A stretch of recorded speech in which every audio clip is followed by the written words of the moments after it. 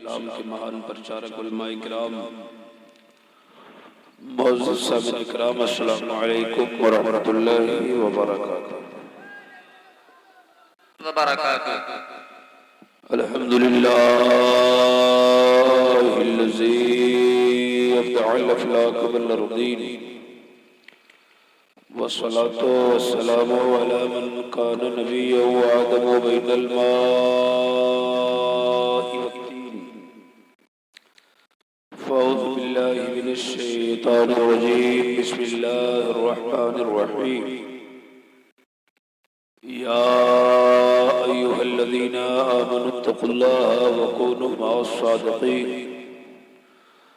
आमन्तु बिल्लाहि सदक़ल्लाहु मौलानल अज़ीम व सदक़ रसूलुहुन नबियुल अमीनुल मतीनुल मुबीनुल मुईनुल करीम। व नहनु अला ज़ालिका लमिनश शाहिदीन वश्शाकिरीन वल्हम्दुलिल्लाहि रब्बिल आलमीन। ज़मीं मैली नहीं होती, ज़मन मैला नहीं होता।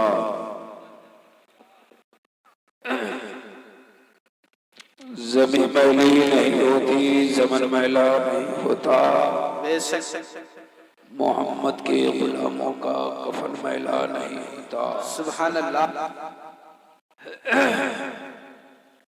बारगाह रिसालत इमाम में झूम झूम कर दुरूद शरीफ पढ़े। अल्लाहुम्मा सल्ली अला सय्यदिना व शफीना मौलाना मुहम्मद बारिक वसल्लिम सलातन व सलाम अलैका या रसूल अल्लाह सल्लल्लाहु तआला अलैहि वसल्लम। अपने अपने गुनाहों की माफ़ी के लिए एक बार और पढ़िए। अल्लाहु रब्बु मुहम्मदिन सल्लल्लाहु अलैहि वसल्लम नहनु इबादु मुहम्मदिन सल्लल्लाहु अलैहि वसल्लम।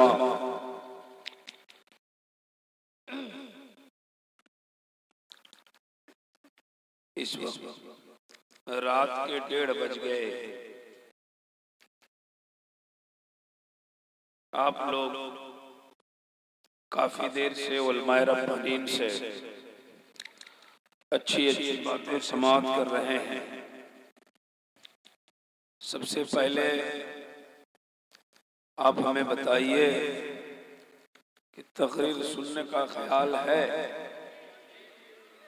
जरा हाथों को उठा के लहरा के बोले। मैंने आलम तसव्वुर में हाथ जोड़ा, कहा सरकार जिब्रील कहते रहे तो आप पढ़ते नहीं, रब का नाम आया तो रुकते नहीं, क्या मामला है? तो जवाब मिला, इब्राहिम रसूल अगर मैं जिब्रील के कहने से कर लेता तो आने वाले जमाने में लोग यही कहते कि हमारे भी गुरु है और नबी के गुरु जिब्रील है। मैंने चुप रहे, दुनिया वालों ने बता दिया मेरा गुरु जिब्रील नहीं है, मेरा गुरु तो नबी के कायनात है। ये हिंदू धर्म की किताब में लिखा हुआ है।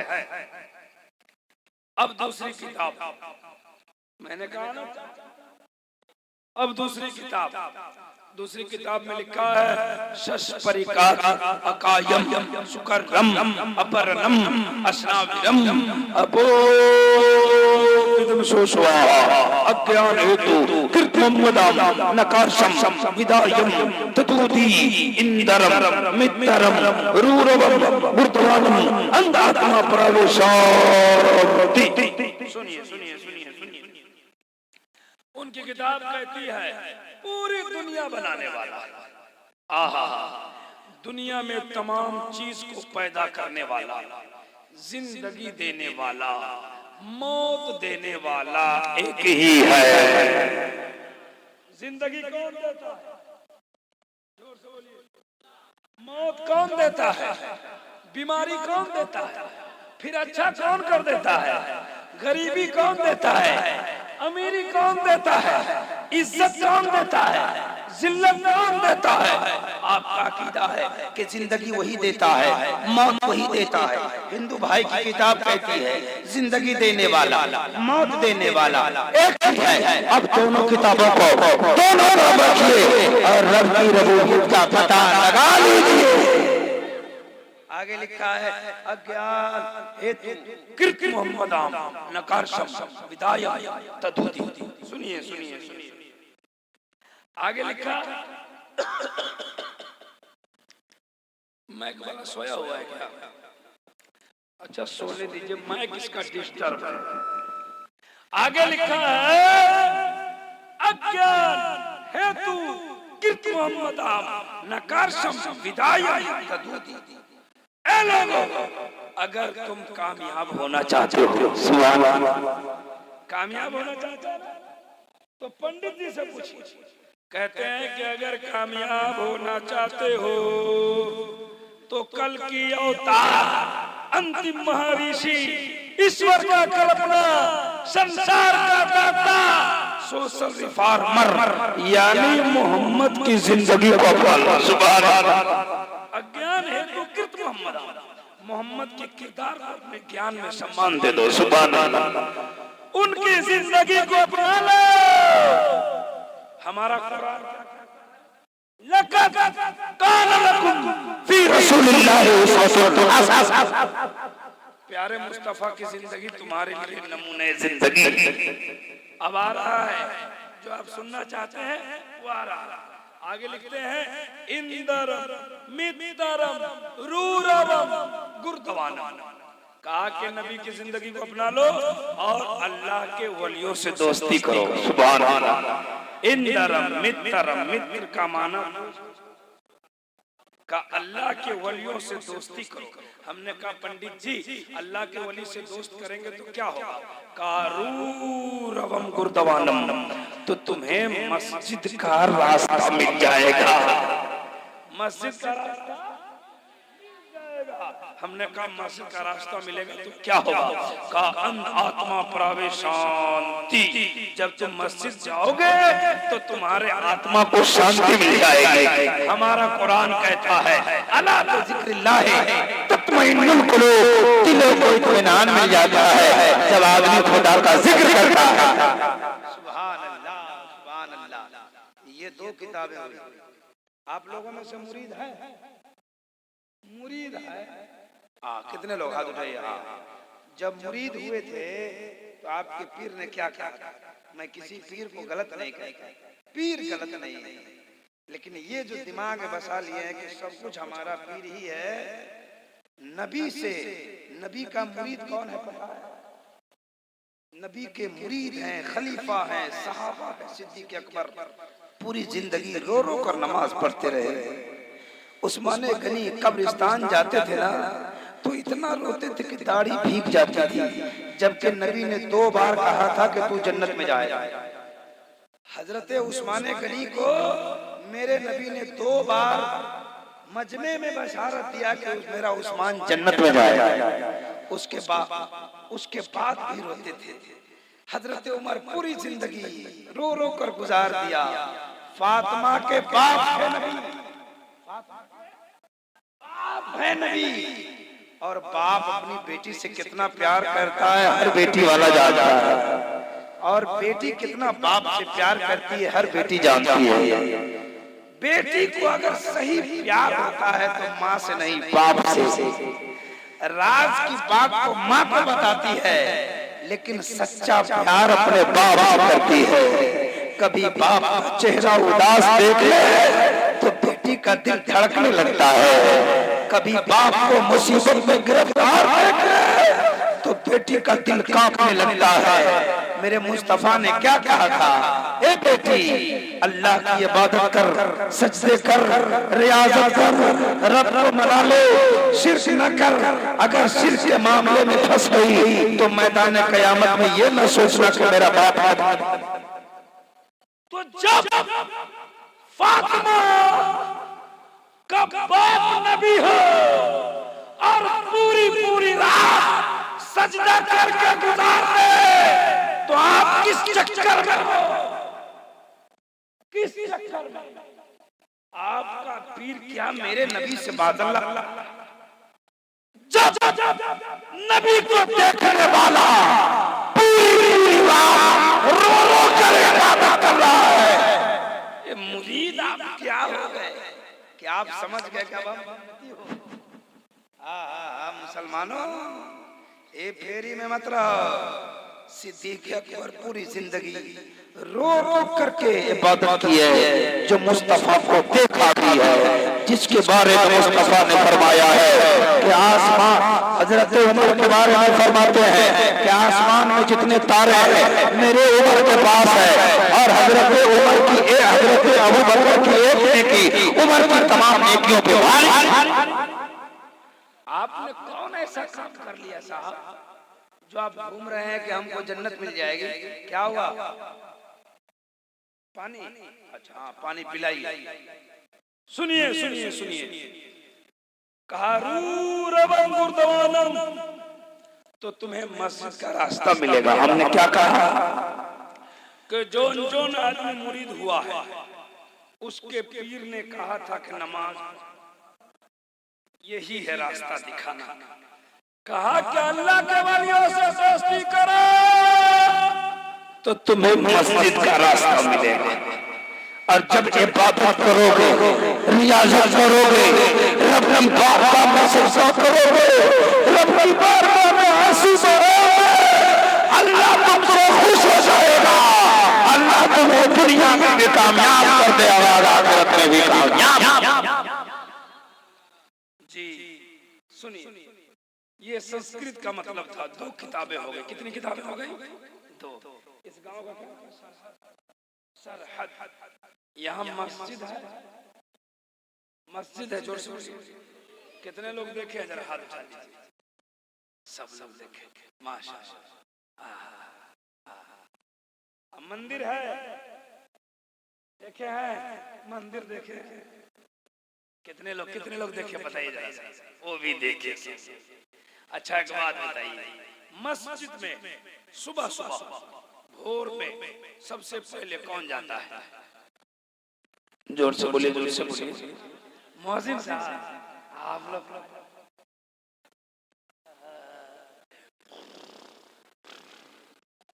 मारिए ना।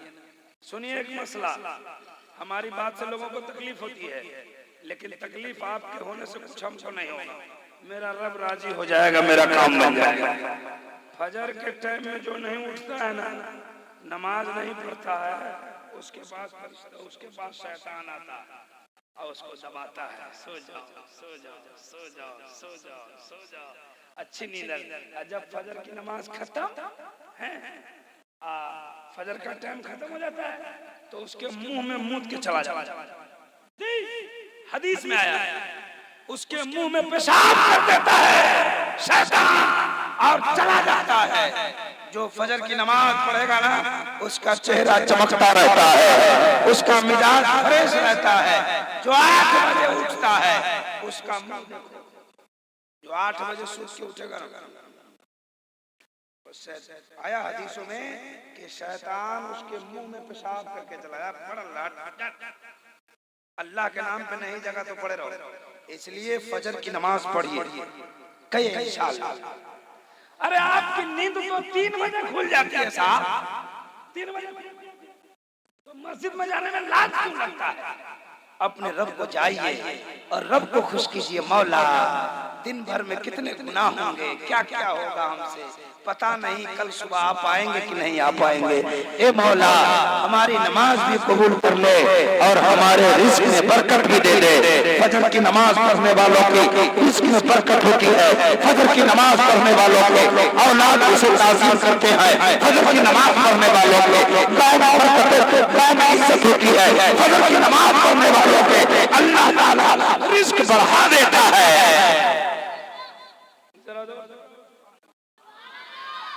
तो कहा कि तो तुम्हें मस्जिद का रास्ता मिलेगा।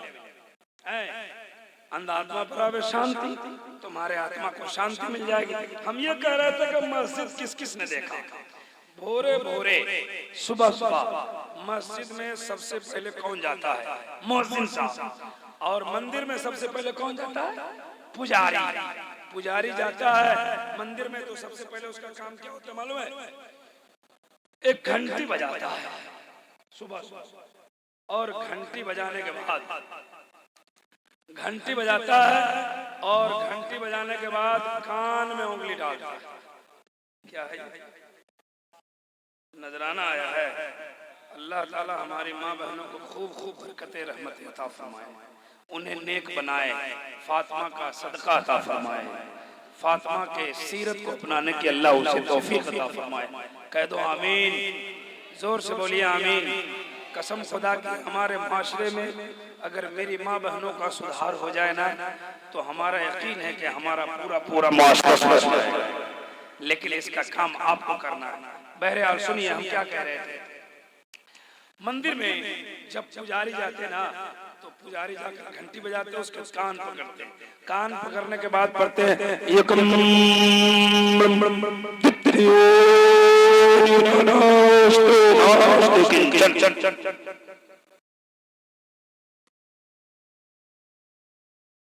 और मुअज्जिन साहब जाते हैं तो क्या करते हैं।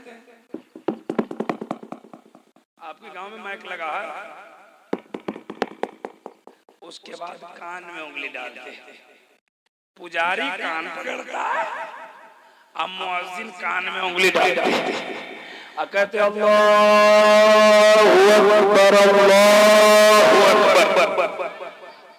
अल्लाह सबसे बड़ा है, अल्लाह सबसे बड़ा है।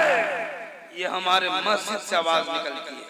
और पंडित जी कहते हैं यकम ब्रह्मा एक है, उद्वितीयम जो सबसे बड़ा है, द्वितीय नीनाना दूसरा नहीं है, नीनानास्ते किंचन और ना दूसरा हो सकता है। हमारी किताब कहती है वहदहू ला शरीक लह, वह अकेला है, उसका कोई दूसरा शरीक नहीं है। अल्लाह, जोर से बोलिए। ये मोहल्ला बहुत कमजोर है, ये मोहल्ला ठीक है। अच्छा एक बात बताइए, मैं जो बोल रहा हूँ वो समझ में आ रहा है? सब लोग समझ रहे हैं। एक जलसे में एक मौलाना तक, तो लोग देखिए देखिए वो सो रहे हैं आपके पीछे, आपके जस्ट पीछे। अच्छा नहीं, उनको जगा के रखे। एक आदमी सो रहा, एक मौलाना तकरीर कर रहे थे, लोग उटांग पटांग देख रहे थे। मौलाना समझ गए कि समझ नहीं रहा है। मौलाना बोले कि तुम लोग बात समझ गए? तो बोले जी। बोला कुछ नहीं समझते, नमाज नहीं पढ़ते हो, 4 साल से तकरीर कर रहा हूँ, अब तुम्हारे गांव में हम नहीं आएंगे। पता नहीं क्यों बात लोग नहीं समझते हैं। इस्लाम बहुत पीछे है। उसमें जलसे में एक आदमी का नाम था इस्लाम। अब इसमें किसी का नाम हो तो तकलीफ नहीं मानी, अब वो पीछे बैठा हुआ था। मौलाना से वो आदमी समझ गया कि लगता है हजरत हमें को कह रहे हैं ना, उठ के थोड़ा बीच में आ गया। थोड़ी देर के बाद मौलाना बोले कि पता नहीं मुसलमानों को क्या हो गया, इतनी तकरीर होती है, बात समझाई जाती है, मस्जिद में जाते हैं, इस्लाम कितना पीछे है। इस्लाम है। मौलाना जब जाने लगे कहा कि सरहद वालों, अब तुम्हारे गांव में मैं नहीं आऊंगा। 5 साल 6 साल से तकरीर कर रहा हूँ, तुम लोग बात नहीं समझते हो, नमाज नहीं पढ़ते हो, अपने माँ बाप की कदर नहीं करते हो। इस्लाम बहुत पीछे है। इस्लाम खड़ा हो का मौलाना अब कहाँ बैठे हैं? इस्लाम पीछे है, इस्लाम पीछे है। इस्लाम तो आगे आ गया, कलाम पीछे आपको दिखाई नहीं दे रहा, खाली इस्लाम पीछे। देखिए कलाम कितना पीछे है। तो ऐसी बात होती है किसी किसी जलसों में। आपको तो अल्हम्दुलिल्लाह समझ में आ रहा है। अगर समझ में आ रहा है तो अच्छी नियत कीजिए, रात के सन्नाटे में अपने नबी को पुकारिए और जोर से बोलिए या रसूल अल्लाह, सुभान अल्लाह, सुभान अल्लाह। अल्लाह आपको सलामत रखे। दोस्त बड़े अच्छे हैं आप, फरिश्ते आए हुए हैं, अपने अपने रजिस्टर में लिख रहे हैं फला फला फला फला फला फला, बैठकर नबी का जलसा सुन रहा है। सुभान अल्लाह। तो हमने 3 किताब पढ़ दिया, अब आखिरी किताब से आखिरी श्लोक पढ़ूंगा, अब मतलब सुनाऊंगा, तकरीर खत्म कर दूंगा। इसलिए कि आप अच्छा ठीक है, सुनिए। चाचा हम भी तो आदमी हैं कि जनरेटर है, तेल डाल दीजिए, स्टार्ट कर दीजिए, हम भी आदमी है ना। कितना बोलेंगे? अच्छा बहरहाल तकरीर होगी, आप घबराओ नहीं, तकरीर होगी। जरा जोर से मेरे मिजाज के मुताबिक अपने हाथों को उठा के बोलिए या रसूल अल्लाह, और जोर से बोले या रसूल अल्लाह। सुभान अल्लाह। आखिरी बात, अच्छा हम सब अल्लाह के वली से प्यार, हम सब अल्लाह के वली से प्यार। अल्लाह के वली का काम सिर्फ इतना है, गौर से सुनो, कि आपका अगर थोड़ा मोड़ा कमी है ना, तो थोड़ा नहीं समझ बात, मतलब आपके अमाल में कमी हो रही है, थोड़ा मोड़ा गड़बड़ है, आप थोड़ा सा मामला फंसा लिए हैं, तो थोड़ा सा पैर भी लगा के धक्का देंगे, है ना। लेकिन जब आपका पूरे गड़बड़ रहेगा तो है ना। जैसे मिसाल समझिए, एक साहब ने कहा था कि पीर साहब आए हैं तो क्या होने वाला है। सुनिए मिसाल, आपके गांव का एक आदमी है जो चोर है, क्या है? चोर है, लेकिन आदमी कहाँ का है? सरहद का। कहाँ का? सरहद का। मिसाल दे रहा है, उसके आधार कार्ड पे लिखा हुआ है कि ये इंडिया का है, सरहद का है। उसको इंडिया का सर्टिफिकेट है कि ये इंडियन है।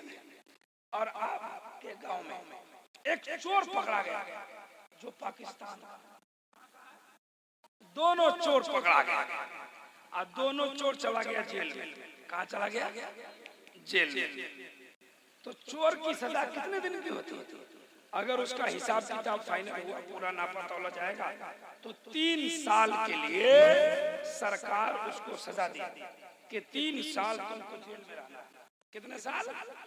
3 साल।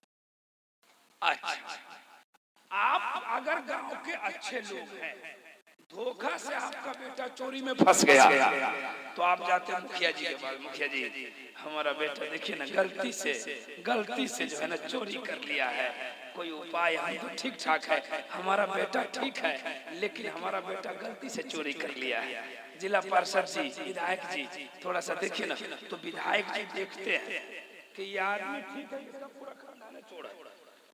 हाँ, अगर गलती से चोरी हो गई है तो विधायक जी सोर्स लगा देंगे, फोन कर देंगे, दरोगा साहब इनके बेटा को छोड़ दीजिए, वो आदमी ठीक ठाक है, बेचारा गलती में धोखा में हो गया है। आपका पूरा खानदान चोर रहेगा तब विधायक जी मुंह फेर के चल जाएंगे, पूरा गड़बड़े, इसकी आदत है यही है। तो आपका बेटा थाना पर से छूट के आ जाए, ठीक है? काहे? आपकी छोटी सी गलती थी, आप ठीक ठाक थे, विधायक जी का सोर्स लग गया, तो आपका बेटा थाने से छूट के घर आ गया। सोर्स नहीं लगा, हमको देखा, सोर्स नहीं लगा, बेटा आपका जेल चला गया, फंस गया, 3 साल की सजा हुई। अब वहां से छूटेगा तो कहाँ आएगा? हमको तरफ देखिए, बोलिए। घर आएगा, सरहद आएगा, इसलिए कि रहने वाला वो सरहद का है। तो यहाँ आप पाकिस्तानी को क्या होगा? फांसी। अरे तुम पाकिस्तान से आके इंडिया में चोरी करेगा, तुम आधार कार्ड दिखाओ, तो उसका आधार कार्ड नहीं। अब सुनिए, ईमान वाला और बेईमान वाला, जो ईमान वाला है उसका आधार कार्ड ईमान है, और ईमान वाले का घर जन्नत है।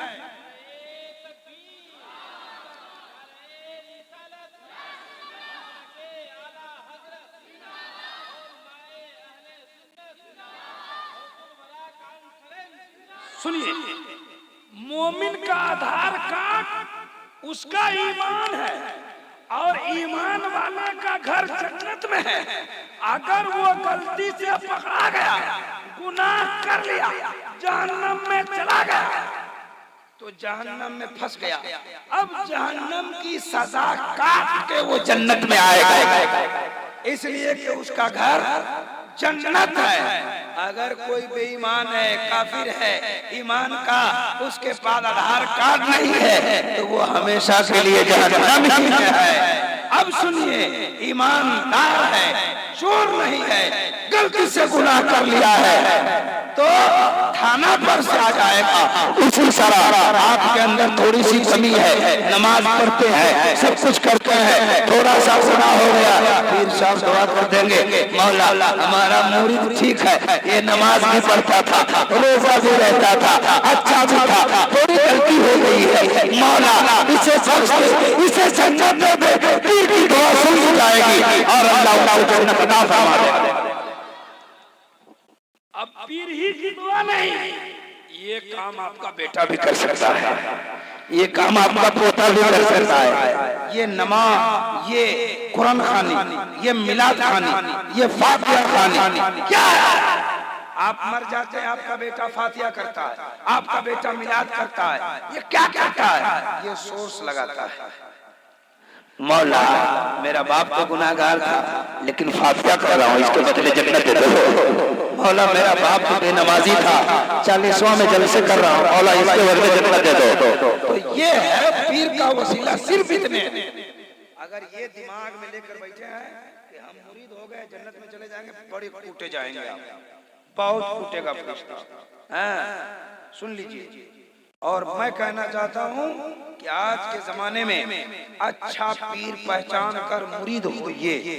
इसलिए अब तो ये हजरत पीर ज़ादे हैं, मैं इनको नहीं जानता, लेकिन पूरे हिंदुस्तान का सफर करता हूँ।